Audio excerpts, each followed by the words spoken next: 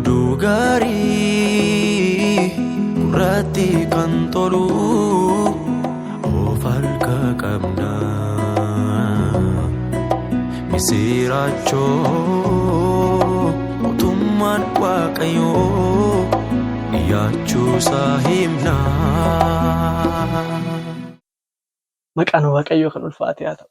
Gaafa waa'ee kutaa kanaa isinitti himu baay'ee keessi gooftaa kanatti na gammada. Maaliif beektu? Yaada Waaqayyoo ta'uuf jira. Ofumaa yaannaa, ofumaa dhiphannaa, ofumaa raafamna malee waa'ee biyya keenya yaannee ofumaa raafamnaa, waa'ee ollaa keenya, waa'ee maatii keenya, waa'ee barnoota keenya, waa'ee gaa'ela keenya. Addunyaa kana gubbaarra waan jiru wantoota baay'ee ilaallee ofumaa raafamna malee yaada Waaqayyoo ta'uuf jira. Keessumattuu waa'ee biyya keenya gaafa laallu abdii namatti hin horu, haalli jiru abdii namatti hin horu. Kiristaanota bukkee haalli jiru abdii namatti hin horu. Wantooti abdii namatti hin horre utuma jiruutu yaada Waaqayyoo ta'uuf jira. Dhaamsan isiniif qabutu kana.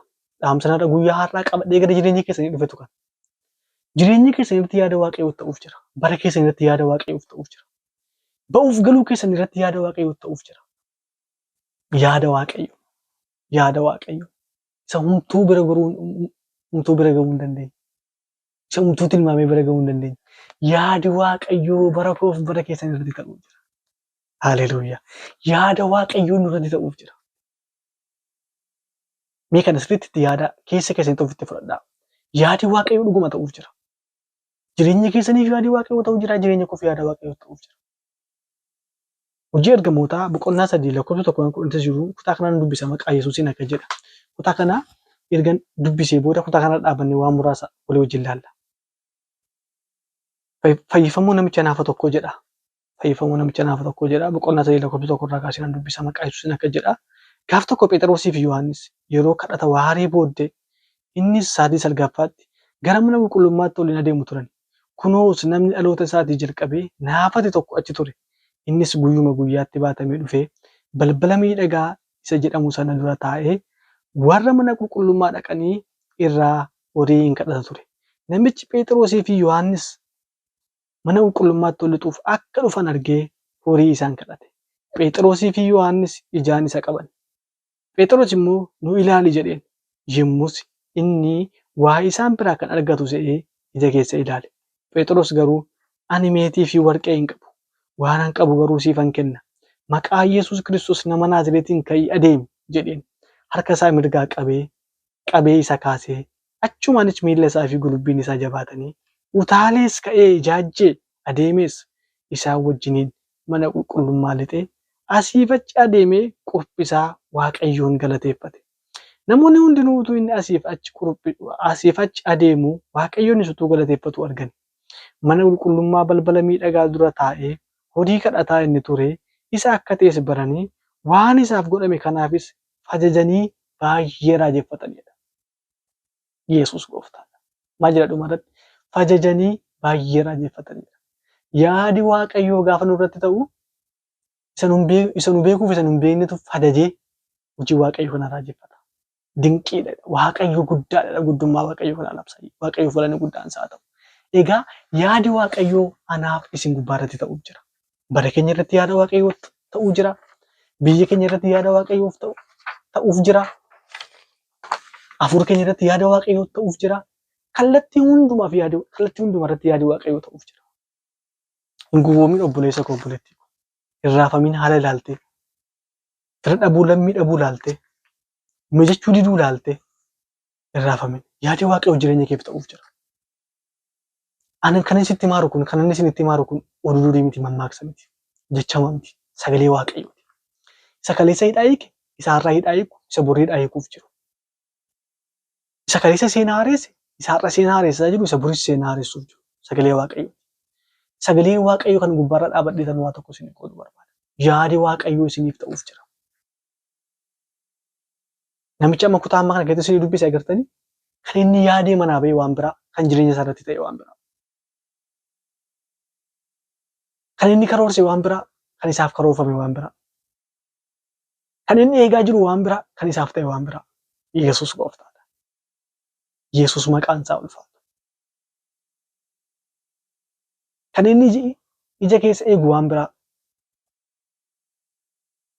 Kan isaaf dhufe waan biraa. Yesuus gooftaadha. Waaqayyo humna jabaa waan qabuuf yaadi isaa ta'uuf jira. Kanaaf nuti raafamuun nurra hin jiru warri Yesuusitti amanne. Yesuusiin fayyisaa lubbuu keenyaa goonee warri nuti fudhanne raafamuun nurra hin jiru. Sababiin isaa immoo maaliif? Isa nuuf yaadu waan qabnuuf. Bir'achuun nurra hin jiru. Isa nuu yaadu qabna nuti. Inni nuu yaadu kun maal godha? Yaada gaarii nuuf godha. Yaadi Waaqayyoo ta'uuf jira. Yesuus gooftaadha. Kutaa kana gaafa laallu wantoota gurguddoo sadii agarra kutaa kana keessatti. Kutaa kana keessatti wantoota gurguddoo sadii agarra.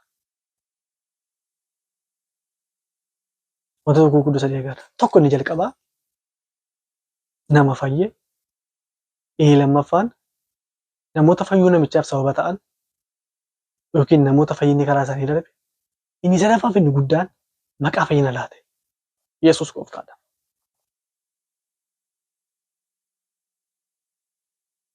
Kan nuti yaadne ta'uu dhiisuu danda'a.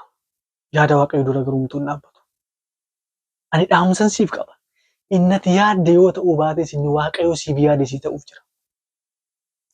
Namooti waan baay'ee yaaddanii, waan baay'ee karoorsitanii, waan baay'ee abjoottanii karooratti baaftanii inni si yaaddan ta'uu didee inni Waaqayyoo yaade isiniif ta'uuf jira. Karooratti baaftanii, pilaanii gootanii, Waaqayyoon irratti kadhattanii, Waaqayyoon irratti kadhattanii, irratti dhiphattanii, nama sappoortii isin godhu, qaama sappoortii isin godhu barbaaddanii, itti dhamaatanii, itti dadhabdanii inni ta'uu dide sana ta'uu kan dideef isa ta'uu dide sanaaf inni isin yaaddan yoo ta'uu baate inni Waaqayyoo isiniif yaade isiniif ta'uuf jira. Iyyee kan isin yaaddan galma ga'uu dhiisuu danda'a. Inni Waaqayyoo isiniif yaade garuu jireenya keessaniif ta'uuf jira. Yaadi Waaqayyoo immoo yaada gaariidha. Yesuus gooftaadha. Wanti namni yaade ta'uu dhiisuu danda'a. Yaada Waaqayyoo dura garuu hunduu kan dhaabatumtu jiru. Yaada Waaqayyoo fuuldura dhaabatee yaada Waaqayyootiin kan mormu tokkollee hin jiru. Inni yaada isaaf dubbii isaaf amanamaadha. Hin sobuu waakkatu. Yesuus gooftaadha.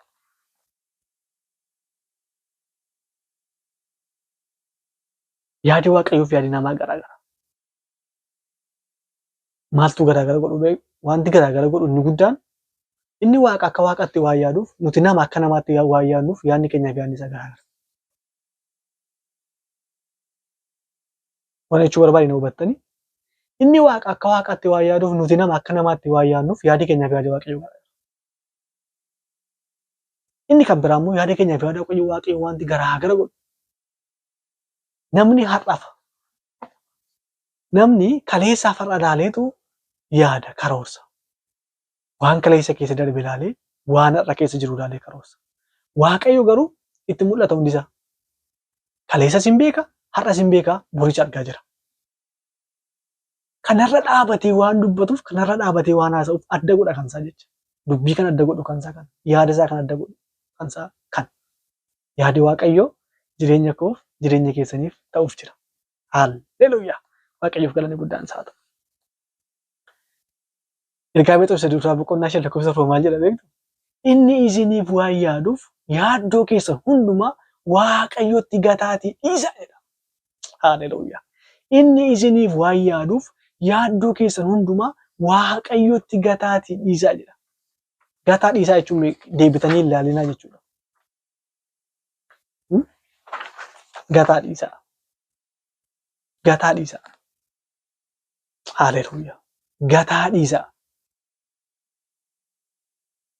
Namni waan gate tokko dhaqee ilaalee beeku jira? Waan gate tokko. Waan baasee geessee bakki itti nan barbaachisu jedhee waan namni gate waan gate namni dhaqee barbaadu jira? Gate taanaan gate baqa. Badeera jechuudha. Sagalee Waaqayyoo maal jedhaa? Inni isiniif waan yaaduuf yaaddoo keessan hundumaa Waaqayyotti gataatii dhiisaa. Kan nuti gochuun nurra jiru Waaqayyotti gannee dhiisuudha. Waaqayyotti dhiisuudha baqa. Yesuus gooftaadha. Waaqayyotti gannee dhiisuudha dhimma keenya. Amanachuu. Yaadi isaan ta'a waan ta'eef. Yaada isaa dura humtuun dhaabbatu waan ta'eef yaadi isaa jireenya keenyatti waan ta'uuf jiru. Nuti gaheen keenya maal gochuudha? Amanachuudha. Akkamittiin? Garaa guutuu.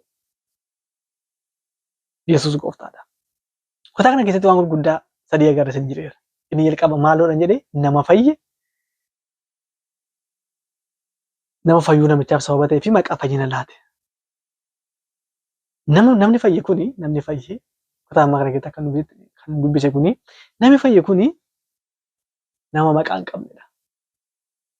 Nama maqaa hin qabne. Macaafni qulqulluun mataan isaallee namicha naafa tokko jedhaan maqaa hin qabu. Nama rakkina isaatiin waamamu. Nama maqaa hin qabnedha. Namichi fayye kun nama maqaa hin qabnedha. Hojii waaqayyoo agartanii nama maqaa hin qabne fayyisa. Nama maqaa hin qabne gaafa isiniin jedhu maqaasaa maqaa ittiin haatiif abbaan moggaasaniif qabaachuu mala. Garuu hawaasni kan ittiin isa beeku maqaa qoosaatiin yookiin immoo maqaa dhukkuba isaa sanaati. Maqaa dhukkubaan namicha naafa. Gaafa inni fayyullee waan isin ajaa'ibu gaafa inni fayyii mana qulqullummaa keessatti utaalee waaqayyoon galateeffatullee namichi kun namicha naafa sana miti. Isa mana qulqullummaa fuuldura taa'ee kadhatu miti. Eeguma inni fayyillee maalitti hin jedhu namicha naafa. Yesuus namicha naafa kana kaasee gaa waaqayyo. Namichi kun nama akkamiiti yoo jettanii maqaayyuu hin qabu. Nama rakkina isaatiin waa'u.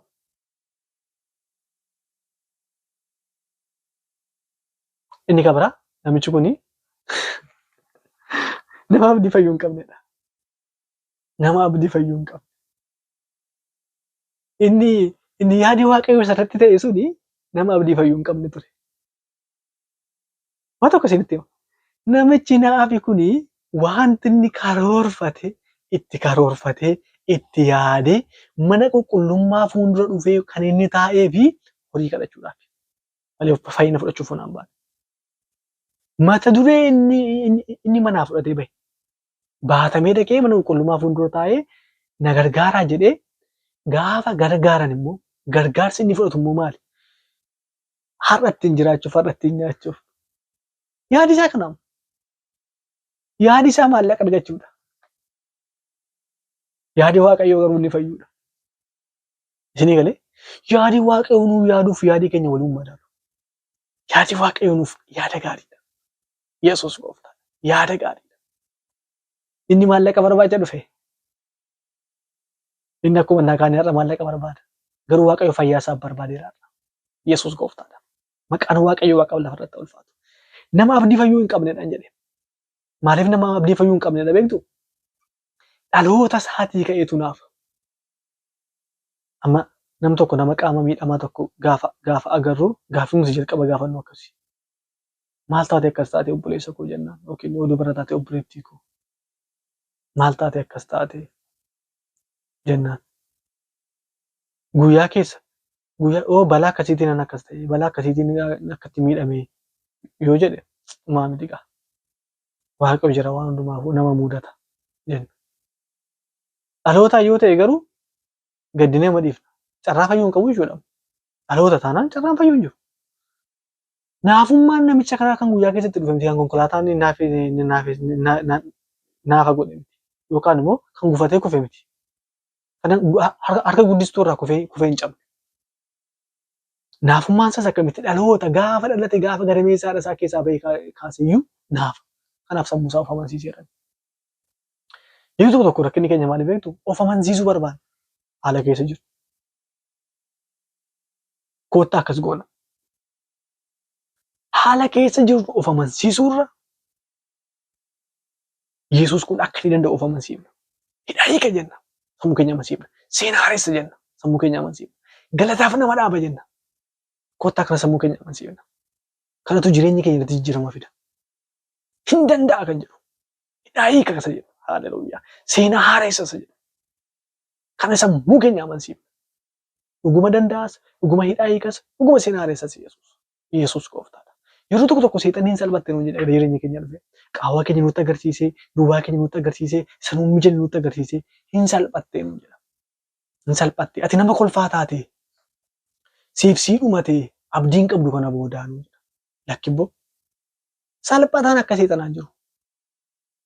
Kan tawaarra damee kan akka isaan jiru. Gara jireenya keenya dhufe hin salphattee hiriyaa kee biraa haftee hiriyaan kee akkas ta'e akkatti milkaa'e akkatti galma ga'e. Ati garuu akkasii jedha.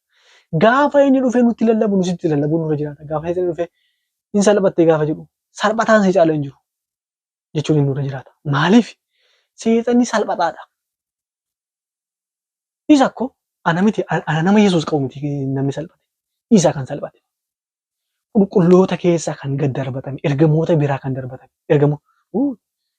ergamaa ta'uun waan addaa ture. Inni garuu carraa ergamaa ta'uu warra bira darbee carraa ajajaa ergamootaati. Mootummaa ifaatu mootummaa dukkanaa jedhame. Oduu gaarii gurratti kan tolu of harka qabna. Misiraachoo mootummaan Waaqayyoo dhiyaachuusaa himna.